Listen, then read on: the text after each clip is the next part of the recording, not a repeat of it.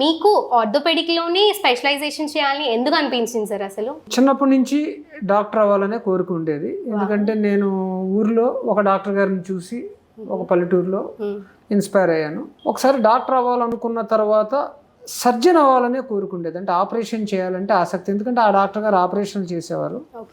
So MBBS అయిపోయిన తర్వాత house surgeoncy చేసిన తర్వాత రకరకాల బ్రాంచుల్లో మనం పనిచేస్తాం.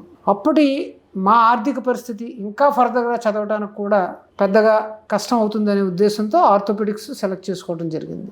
ఆ తర్వాత ఒక్కసారి నేను ఆర్థోపెడిక్స్ జాయిన్ అయిన తర్వాత నా అదృష్టం, మొదటి 1 సంవత్సరం ట్రైనీగా పనిచేస్తున్నప్పుడు ఆ మద్రాస్ రామచంద్ర మెడికల్ కాలేజ్లో వన్ ఆఫ్ ది బెస్ట్ యూనిట్లో వర్క్ చేశాను. సో నేను పనిచేసిన హెచ్ఓడీస్ కానీ అక్కడ యూనిట్ ఇన్ఛార్జెస్ కానీ వాళ్ళని చూసి then I became mad about orthopaedics. So అప్పటి నుంచి ఇంక ఎట్టి పరిస్థితుల్లో ఆర్థోపెడిక్స్ చేయాలని నిర్ణయించుకున్నాను. ఆ తర్వాత ఆర్థోపెడిక్స్ పోస్ట్ గ్రాడ్యుయేషన్ చేశాను.